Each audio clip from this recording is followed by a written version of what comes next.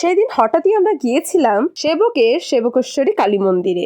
না, আমি আমার ফ্যামিলির সাথে যাইনি, তবে গিয়েছিলাম দিদির ফ্যামিলির সাথে, মানে কাকু কাকি ভাই দিদি আর বান্টি। তো যাই হোক, আমরা সবার প্রথম গাড়ি ধরে চেকপোস্টে আসি এবং চেকপোস্ট থেকে গাড়ি ধরে মানে রিজার্ভ করে আর কি চলে যাই সেবক মন্দিরের উদ্দেশ্যে। তারপর কিছুক্ষণের মধ্যেই প্রাকৃতিক দৃশ্য উপভোগ করতে করতে আমরা পৌঁছে যাই মন্দিরে। আর তোমরা যারা এসেছো তারা তো ভালো করেই জানো যে মন্দিরের পাশেই ছোট ছোট কয়েকটি দোকান রয়েছে, যেগুলো কিনা পুজোর সামগ্রী দিয়ে ভরা। তো যাই হোক, তারপর আমরা সকলেই পুজোর সামগ্রী কিনে এবং মন্দিরের পাশেই ছিল জুতো রাখার ব্যবস্থা। তো আমরা সকলে সেখানে এক এক করে জুতো রেখে মন্দিরের সিঁড়ি ধরে চলে গেলাম মন্দিরের ভেতরে।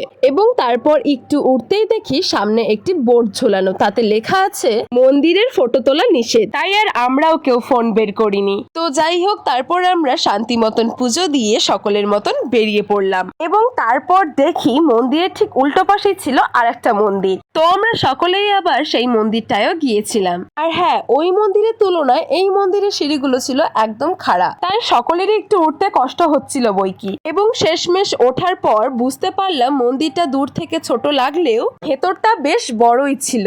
আর হ্যাঁ, তোমাদের তো বলাই হলো না যে মন্দিরটা ছিল মহাদেবের মন্দির। আর মন্দিরেই দেখা হয়ে গেল এই ভক্তের সাথে। তারপর আমাদের পুজো দেওয়া শেষ হয়ে গেলে আমরা সকলে একটু হাঁটতে হাঁটতে যাই সেবকের করোনেশন ব্রিজে। ব্রিজ থেকে নদীর ভিউটা ঠিক এমনই লাগছিল দেখতে। তো যাই হোক, মন্দিরের ঠিক পাশেই ছিল একটা চাটের দোকান। তো আমরা সেখান থেকে সকলেই চাট খেয়ে নিই। আর চাটটা ছিল কিন্তু পুরো নিরামিষ। আমি সাজেস্ট করব তোমরা যদি কেউ সেবকে এসে থাকো তাহলে অবশ্যই কিন্তু ট্রাই করো এটা, কারণ খেতে দারুণ ছিল। তো যাই হোক, অবশেষে আমরা বাড়ি ফিরে আমি আবার চলে যাই আমারই এক বান্ধবীর বিয়েতে। এই যে আমার সেই মিষ্টি বান্ধবী কোণে বেশে বসে আছে। তারপর আমিও কিছু ওর সাথে ফটো তুলে সেখান থেকে বেরিয়ে যাই ডান্সের ওখানে। এবং তারপর সারাদিন খুব ক্লান্ত থাকায় একটু কফি খেয়ে নিচ্ছিলাম। তারপর খুব একটা দেরি না করে বসে পড়ি খেতে। খাওয়া দাওয়া শেষ করে বাড়ি ফিরে আসি। তো যাই হোক, ভিডিওটা আজ এই পর্যন্তই। ভালো লাগলে অবশ্যই একটা লাইক কমেন্ট করে দিও।